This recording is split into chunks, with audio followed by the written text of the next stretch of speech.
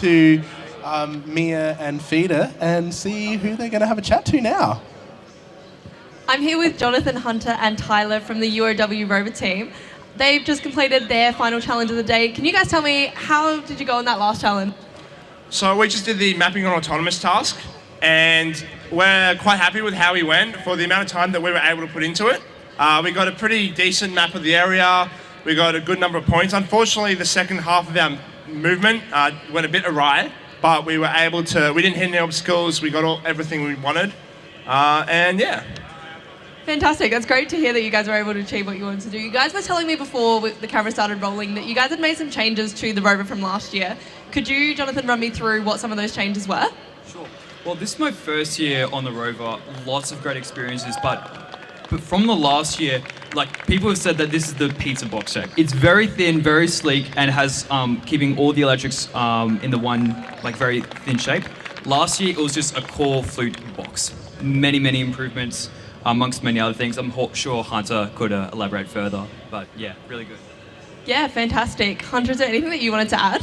Yeah, I think I'm really happy with our drivetrain and arm this year. It's been a bit of reason. We went back to basics this year and built it up from the ground, because last year, as Jono said, it was a bit of a box. We built it in 3 months, and there were so many issues that we had. In fact, we had an accident last year where our control scheme was inverted, and after a series of bad decisions, we ended up actually driving off the back of the lander, bending our radio in half.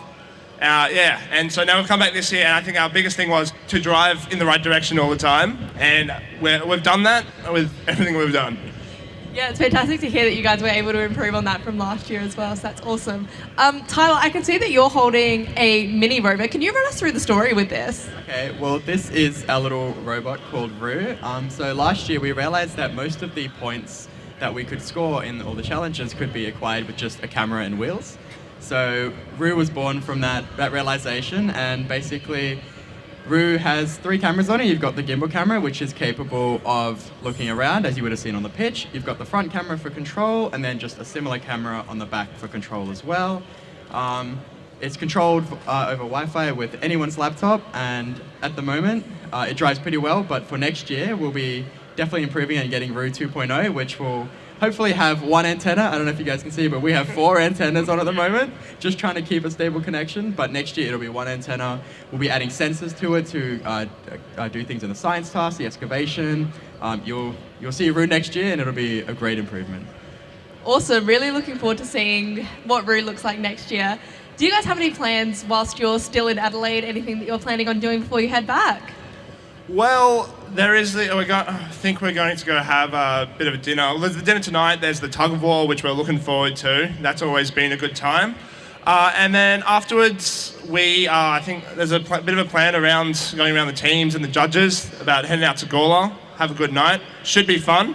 And yeah, we went out last night as well with UTS down in Adelaide, and it was a really good bonding experience there. Good, making some good connections around here.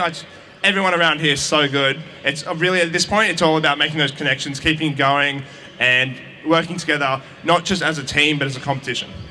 Yeah, awesome. It's great to hear that you guys have been able to find a way to keep the connection going between the groups, even throughout the busyness of the whole challenge. So that's awesome to hear. Well, thank you guys so much, and we're looking forward to seeing you guys next year. Thank you.